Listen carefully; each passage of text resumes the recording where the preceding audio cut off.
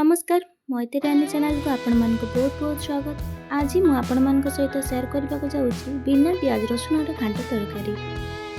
ये घांट तरकारी जेकोसी पूजा व्रत दिन में आपण मैंने बनईकि खाई पारे। ताहले आपण मैंने वीडियो को फुल देखंतु। आशा करी रेसिपी आपण मान को भल लगे प्लीज वीडियो को लाइक करेंगे। चैनल को जब नुआ कर प्लीज चैनल को सब्सक्राइब करदे। चलतु स्टार्ट करवा आज रेसिपी। प्रथमे आमे जाने घांट तरकारी कौन मुझे बोईतालू को खंड खंड कर काटी नहीं। आगरू किसी बुट डाली को बतरी नहीं एबे किसी आलू नहीं किसी मोटा बैगण नाड़ुका आउ किसी कोबी को काटी नहीं। गोटे बिलाती को खंड खंड कर काटी नहीं पेस्ट करी। आउ किसी अदा खंड कर नहीं गोटे कंचा लका से नहीं मसला करने। एबे मसला पकड़ा भृषंग पत्र सुखिला लंका जीरा को नहीं। चलते एबे पेस्ट कर नहीं अदा को। एबे टमाटो भी पेस्ट कर नहीं। चलतु एबे रोसई स्टार्ट करबा। सेते पई मु गोटे बड़ डेक्ची नहीं से सरस तेल देकी गरम कर नौ।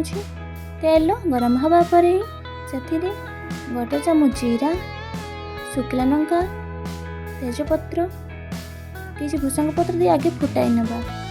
भल भाव फुटी आसला परे सेथिरे रखि अदा पेस्ट को देदेबा। भल से गलैबा जमी कंचा बास्ना न रुए। अदा भी से तेल में भल से आसो।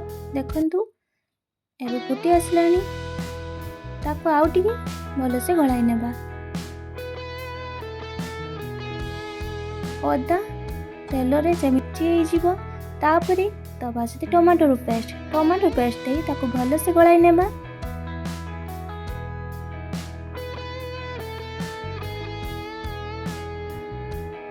देखु ये मसला भी हो आसलानी। एबे से लंका गुंड ऐड करवा। स्वाद अनुसार लंका गुंड गोटे चामच हलदी गुंड धनिया पाउडर आ गरम मसला दे भल भाव गलाई नेबा। मसला सब जमी भल से मिसिबो भल से गलाई नेबा। एमती गलाउथिबा एबे देखु मसलार तेल टे भारी आसलानी। से पानी ऐड करने मसला कषिज भल से। देखु केते सुंदर तेल भी भासिलानी ऊपर को। एबे मसला हो आसलानी। आम से काटिक रखा किसी टमाटो ऐड करवा। यह कले फ्लेवर भल आसी थाए।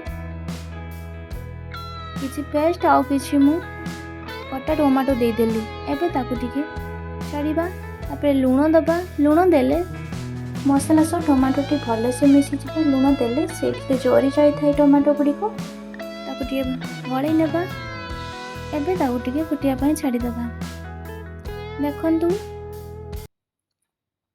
तापर मु दे दूची से बतुरे की रखि बुट डाली टे भल से हाथ में गलाई नेबा।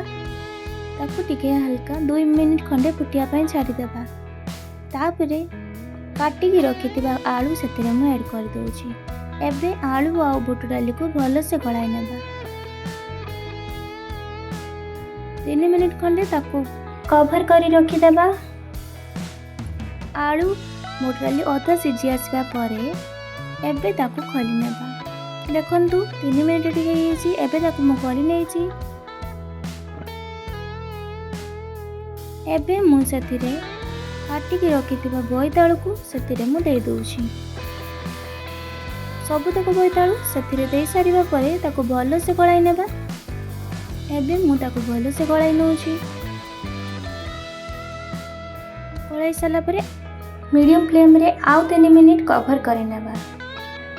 एबे देखंतु से भितरे 3 मिनिट हो सारिछि। मु ताकू खोली नउछि। एबे मु सेतिरे नेक्स्ट परिबा गुडी को दे दोछि। फूलकोबी नाड़ुका बैगण सेतिरे मु देई भल से गलाई नउछि। एबे गैस फ्लेम को हाई रे रखिबा नले बैगण रे दर सिझा होई जिवो। ताकू भल से गलाई नेला परे एबे सेतिरे टिके पानी ऐड करि नेबा। पानी देई ताकू भल से आउथरे गलाई नेबा। एबे ताकू 5 मिनिट पई पुणी सिझबा पई छाड़ी दबा। मने रखिथिबे हाई फ्लेम ही करिवे। टोटाली लो कि मीडियम रखिबेनी ना बैगन दर सीधा हो एबे ताकू टिके खलिकी देखिबा। ताकू टिके अल्टाई नेबा तळ उपर करी से मझिरे। एबे ताकू भल से गलाई सारिबा परे आउ थोड़ी ताकू कवर करी नेबा। आउ 2 मिनिट पाई ताकू छाड़ी दबा। 2 मिनिट परे ताकू खोली नेबा।